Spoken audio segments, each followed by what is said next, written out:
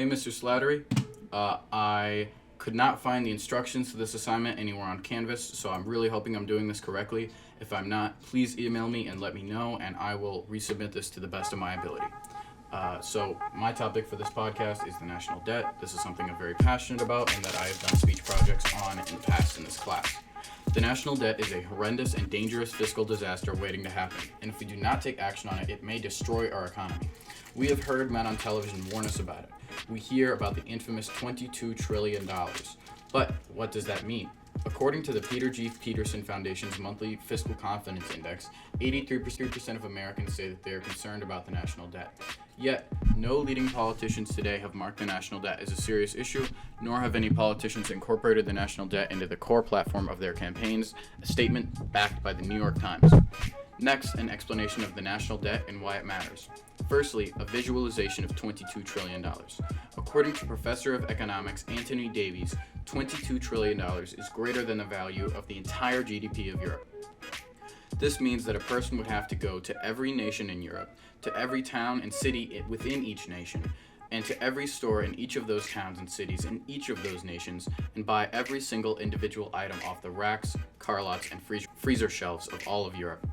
If they did that, they would still have spent less money than comprises the United States national debt. And that in itself is predicated on the truly false belief that the national debt is actually $22 trillion, when in fact it is not. The national debt is in actuality much larger, as a result of something called unfunded obligations. What's that? Unfunded obligations are money that the government has promised that, to quote Anthony Davies, the government does not have and will not have the money to pay, end quote.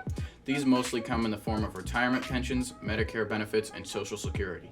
The cost of these programs, subtracted the money in trust funds for these programs today, subtracted again the taxes that the government anticipates collecting until the time in which those payments are due, leaves us with $150 trillion left over.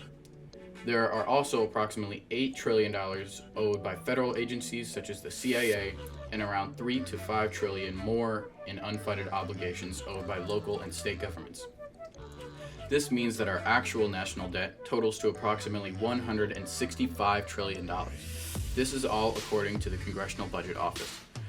Many will argue that this doesn't matter, that the debt isn't real or tangible, or that the government can just keep borrowing indefinitely. This is severely untrue. This matters because if the government does not have the money to pay out these social programs, citizens who have paid taxes into it their entire lives will suddenly be unable to reap the benefits of their contributions. This means that for our generation, Social Security, pensions, and Medicare will be non-existent. Additionally, the government may decide to print more money in order to make the payouts that they are obligated to make to American citizens. This may devalue currency, which will affect income when salaries do not rise accordingly, and will also devalue savings severely.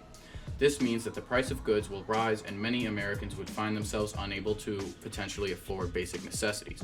Additionally, the government is running out of places to borrow from. Governments around the world are slowing down their lending to the United States, meaning the only place left to borrow from is the Federal Reserve, which is owned by American taxpayers. Meaning the American government is effectively borrowing money from its own citizens that it cannot afford to pay back. That is terrifying. What do we do? Here is a solution of mine based on a proposal by Professor Anthony Davies. Step 1. Raise corporate income taxes by 14%. This will effectively counteract the Tax Cuts and Jobs Act of 2017, which cut corporate income tax from 35% to 21%. Step 2. Levy a 70% tax rate on income above $50 million annually. To be clear, this is a tax rate on income above $50 million annually, meaning that if my income were $53 million, only the $3 million would be taxed at a 70% rate, not the $50 million. Step 3. Cut spending on all fronts by 10% this year. Not cut in the way that politicians generally use it, in which they increase the budget by less than they initially planned.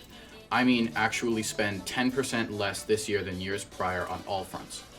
Step 4. Hold spending constant for 4 years without adjusting for inflation. Step 5. Increase spending increases to match only real GDP in the future. This way, spending will not increase faster than the rate of economic growth. Step 6. close tax loopholes that allow large corporations to pay minimal taxes. The current state of the national debt is a detrimental problem that puts our economy and its various outlets at a fiscal risk that could potentially lead to its destruction as a whole. No leading politicians have marked the state of the national debt as a serious issue, which it is, nor have they incorporated it into their campaigns as a main point. 83% of Americans have said that they are concerned about the nation's debt, yet no one is taking action. We need to acknowledge our situation, take responsibility, and act upon a feasible solution.